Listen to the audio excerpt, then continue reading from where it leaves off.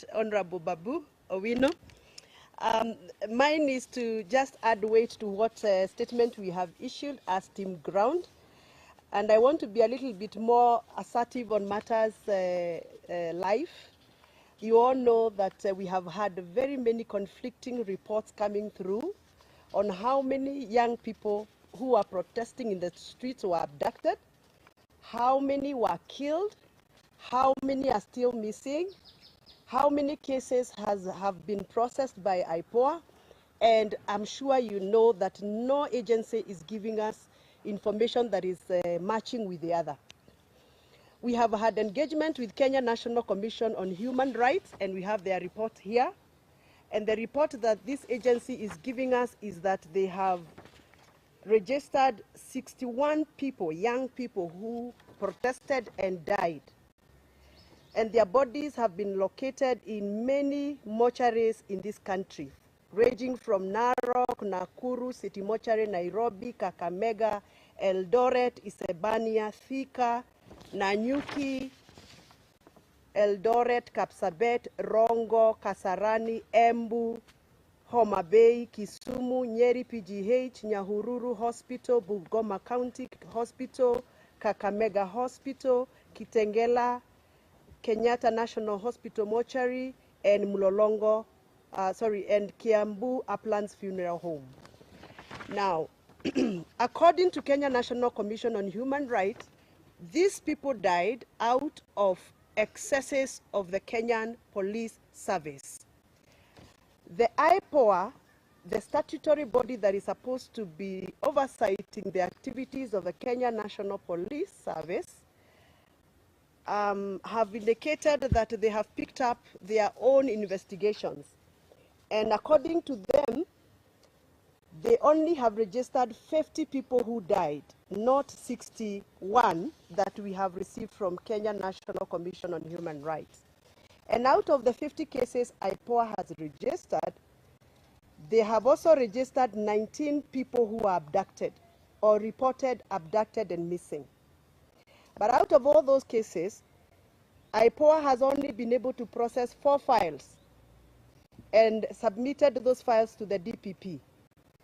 Out of the 4 files, 3 were returned to them because they were not done properly and there was no evidence.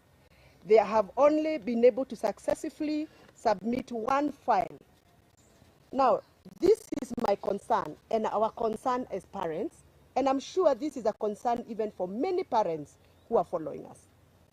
It cannot be that a country that is governed by the rule of law, over 61 people dead, and only 1 case can be accounted for. Yet we have seen 2 foreigners missing somewhere in the boundaries between Kenya and Ethiopia.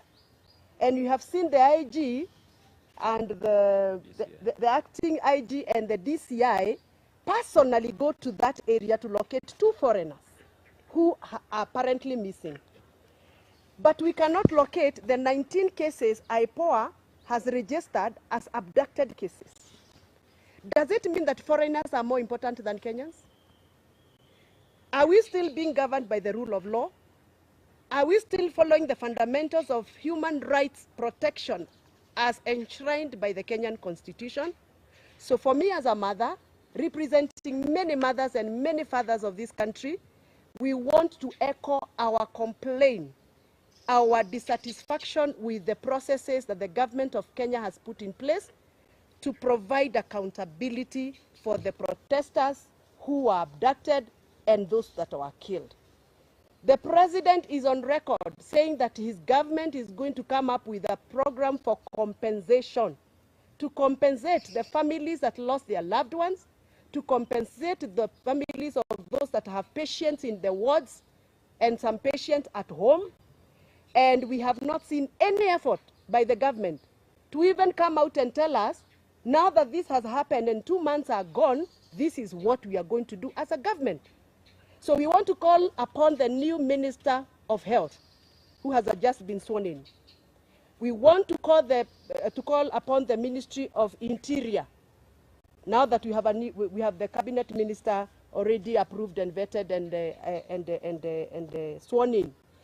You must come out and tell Kenyans how you are going to start off the process of compensation, taking care of those that are still in hospitals, and making sure that their rights are not violated and their dignity has been upheld. On matters to do with education, funding for universities and colleges, as a member of parliament, I have received a lot of messages from the young people. They feel like the government of Kenya has abandoned the young people. There is no straight communication coming from the government on how the new funding model is going to salvage the lives of so many young people who are stranded in homes, expected to report to colleges and universities. We are requesting the government to come out very clearly and give out a clear guideline. We are only seeing some letters flying in the social media, but nobody is doing a presser like this to address this issue and explain to the young people. You cannot treat young people like they are second-class citizens of this country. This is the future of this country, and you are no longer going to assume the young people of Kenya the way we have done. So we are requesting and demanding, let us demand because I think it's our right, that the minister in charge of education must come out very, very boldly and tell us the way forward on matters to do university, funding, and colleges, and assure those students that are still at home that there is hope for them to resume school and there is hope for them to progress with their careers. Thank you very much. I want to invite my sister, the lovely Catherine Omanyo.